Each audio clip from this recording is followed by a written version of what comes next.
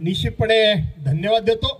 राहता राहिला प्रश्न, प्रमोद गांधींनी मला माझा सत्कार केला आणि सत्कार करत असताना त्यांनी त्यांच्या महाराष्ट्र नवनिर्माण सेनेची छत्री ही मला उघडून माझ्या डोक्यावर धरली।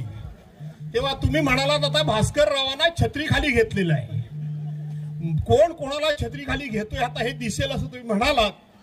कोण कोणाला नाही, मीच त्यांच्या छत्री खाली गेलोय।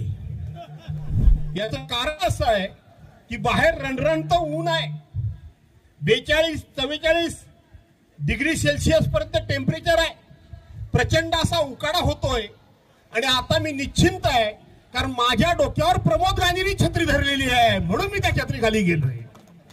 त्यामुळे प्रमोद गांधींनी आता माझ्या डोक्यावर छत्री धरली असल्यामुळे मला चिंता राहिलेली नाही। प्रमोदजी, तुमच्या घराण्याचे माझे अनेक प्रकारचे संबंध आहेत, मी तुमच्याबद्दल ऐकून होतो पण मला वाटतं आपण प्रत्यक्ष कधी भेटलो नव्हतो। निवडणुकीमध्ये आपण एकमेकाच्या समोर होतो पण समोरासमोर कधी आलो नव्हतो। आज समोरासमोर राहिलं बाजूला तर कडेकडेला आलोय आणि तुम्ही छत्री माझ्या डोक्यावर घेतलेली असल्यामुळं आता मला उष्णतेची काळजी नाही, उन्हाची काळजी नाही, पावसाची काळजी नाही आणि कुठल्याही वारा वाटोळ्याची सुद्धा काळजी नाही। अमीश, बरोबर आहे ना?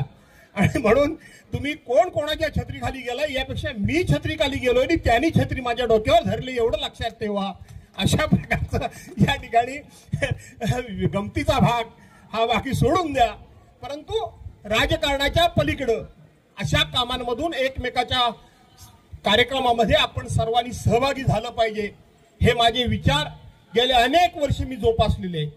संजय पवार लांबून बघतायत तिकडून, अनेक वर्ष जोपासलेले।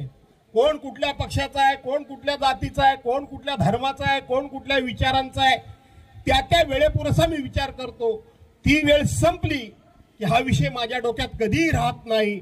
त्यामुळे प्रमोद गांधी, तुम्ही चांगला जो उपक्रम केला त्याचं कौतुक करत असताना तुमचा पक्ष कुठला, माझ्या डोक्यावर छत्री कुठल्या निशाणीची आहे यांनी मला काही फरक पडत नाही, तर तुमच्या डोक्यातून निघालेला विचार अतिशय स्तुत्य आहे आणि म्हणून त्याचं कौतुक करण्याकरता मी या ठिकाणी आलो।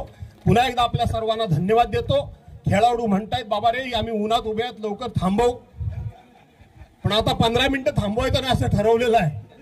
आज हनुमान जयंती आहे, उन्हाची काय पर्वा करताय?